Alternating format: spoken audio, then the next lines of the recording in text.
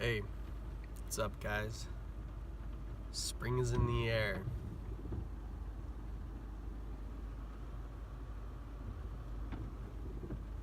So yeah, coming at you this morning, trying to stay out of the rain. Got rain clouds above me, but I'm still dancing, folks.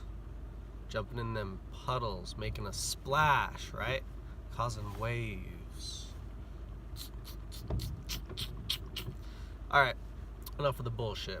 We're here to preach, and this is the pre-workout preaching session. What's been going on? What's in the headlines? Well, pretty much the same shit. I feel like the Zuckerberg memes are gonna die off pretty quick. But I was thinking about the whole series of events, and I felt it a little ironic after listening to portions of the hearing, or the meeting, as it were, or the case, whatever you want to call it, because the people, representing, I guess, the people, which in fact is a government agency or entity, were criticizing Zuckerberg for data mining. And I heard one of the ladies saying, the American people don't like to be spied on. Nobody likes to be spied on. This isn't an infringement upon their rights and their, inherent right to privacy. And I was like, this is a little ironic, don't you think? Because, the government has laws in place which give them the right to spy on and data mine. And they do this every day, all day, year round. And it's like, wait a second here. Like, it's a little contradictory and Hippocratic, what you're saying here. Oh, well, it's all in the name of safety. You know what I mean? And the government likes to portray itself as something which isn't a business entity. No, it's above and controls and rules business, but it's a thing which is economical, it runs off an economy, a market system, and it has to pay, sub-levels within the organization with monetary funds. It's a business. And so here we have one business saying, you don't have the right to do this, but we do. You know what I mean? I just kind of felt it a little ironic. Like, I'm not trying to back up anybody here in the whole data mining thing. I just felt it funny when I heard these people saying this stuff, and I was like, you guys don't realize that, you say the American people, but kind of go and stand in front of a mirror, you know what I mean? Because there's a whole separate American people, that are born into these classes, and they have all of these systems set up to pretty much, I would say it's revolution protection. You know what I mean? I don't necessarily think that I'm somebody, I don't want to come across in the wrong light here by kind of saying that. I'm not necessarily someone who's like, oh, revolution, protest. I think that most of those people out there, protesting and having signs and doing walkouts, most of those people are idiots, in my opinion. Those people are idiots. And I look at what it is that they're protesting, and I'm like, you guys are stupid. You have nothing to protest about. You're just protesting. You're just wanting to go out and just walk around. If I want to do that, I'm just gonna go on a fucking walk and just enjoy the fucking day. You know what I mean? But for some of these people, these politics are their morning, dose of coffee, and it just gets them going, keeps them going all day. You know what I mean? It's they need something to fight against. It's and if they, don't have it over here, then they're gonna find it over there, and they just bring up the same issues, and they're statistically misinformed, and they are emotionally motivated by looking at figures and numbers which are prominent in their eyes, but taking a step back, all of a sudden when we look at the bigger picture here, it doesn't necessarily mean that it's actually statistically significant in the grand scheme of things. and it doesn't apply to everybody. It just applies to them in their life, and it happened like once, or maybe it happened a couple times, you know, in history to a few prominent people. But it's like, wait, there are like billions of people, so you know what I mean? Like those are protesters, and I'm just like, ugh. And those are the people that are like, I'm all about like, you know, switch it up, because every once in a while I like to sleep in a different bed. But at the same point in time, like, you know, I'm not somebody that's trying to overthrow the Titans just for the sake of like generational ego. And I say this all the time, where it's like, oh, you're a bunch of old fogies, don't know anything, you know what I mean? Like, I think that's a very dangerous road to go down. And I think a lot of, I guess, younger people, they all of a sudden find themselves in this political scene. And there are a few prominent states, you know, worldwide.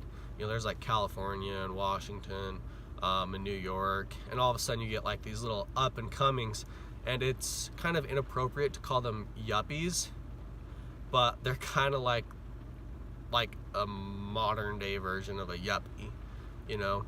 People call them hipsters, but they're not quite true hipsters, because true hipsters would be out fucking doing some hippie shit and not be doing what they're fucking doing, which is bullshit.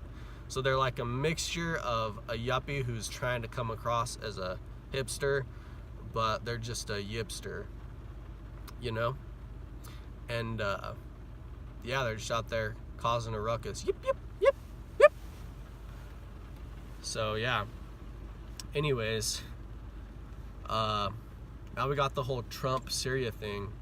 And Russia actually responded to Trump's tweet, and they said, "We do not participate in Twitter diplomacy." As if any form of diplomacy is something you should not participate in. I think it's like, honestly, kind of just showcases another, you know, fallacy in the thinking of individuals worldwide, where it's like correcting somebody grammatically online. If you understood what it meant, like, in the correction you're showing to a certain degree that you can't actually perceive the intentions of what somebody's saying, you know, beyond the correction, right? Somebody who's truly intelligent can pretty much perceive, but then on the other end, somebody who's truly intelligent can communicate to anybody as well. You know what I mean? If we're going around correcting everybody all the time, being so anal about everything, nothing can ever get done.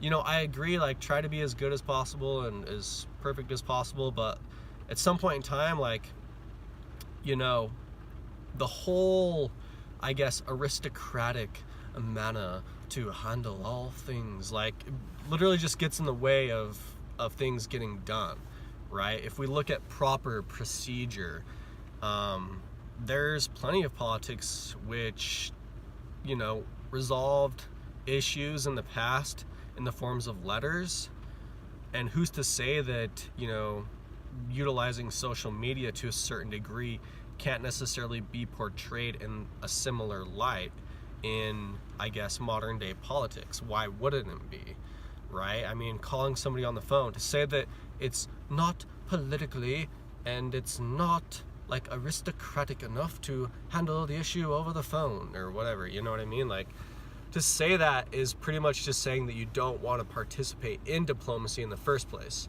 And so I think that, you know, they're kind of playing off the notion that it's like, yeah, a lot of people give Trump a lot of shit for his Twitter shit. You know what I mean? And I think in a lot of ways, it's like he provides a lot of people enjoyment throughout the day. Yeah, it's like, it pisses a lot of people off, but I'll tell you what, like, he probably gives a lot of people a smile, even if they're pissed. Like, people make memes about him all day long, and whatever, but people probably are just laughing their ass off all day at his shit. His Instagram feed, his Twitter feed, whatever, you know what I mean? But for somebody to say, like, we will not participate in this form of diplomacy, it's just saying, like, we're not going to participate in diplomacy, you know? And that's kind of like the attitude that I get, you know, that these people have from that statement. So yeah, on another note, my dreams last night. I ended up going on a vacation to France and Italy, part of a music group actually, and I published a book. So yeah, those are some positive highlights of my dream last night. There were some other incidents which occurred during my slumber, which I will not get into. If anybody asks in the comments section, I will allude to what it is that went on, but you know, I'm gonna use this as like a gauging factor to see how many people are actually, you know, actively participating and listening to what it is that I'm saying. We'll see if anybody makes it this far. And until the post-workout preaching session, later. Hey boys, don't really got much to say other than, you know, the exercise that I did. Just kind of did another full body train in there, working that track, you know what I mean, trying to get on track. So yeah, ran a mile, pull-ups, did some kettlebell extension, squat, stand-up, arm extensions, you know, did some ladders, did some sit-ups, did some ball exercises, did some boost ball, curls, squats. So yeah, got in. Now it's time to get out. Peace. I do kind of have one thing to add, you know, talking about this whole NSA surveillance shit reminds me of a quirky conversation I had with one of my roommates the other day about how really the only people that watch my channel are government employees. And it's like, you know, we had a little bit of fun with the dialogue that they might have, like, who the fuck's gonna watch Austin today? Like, I hope he doesn't fucking just sit there and die on video games all damn day. You know what I mean? It's like, my greatest fans are those that are employed to watch me and kind of have to.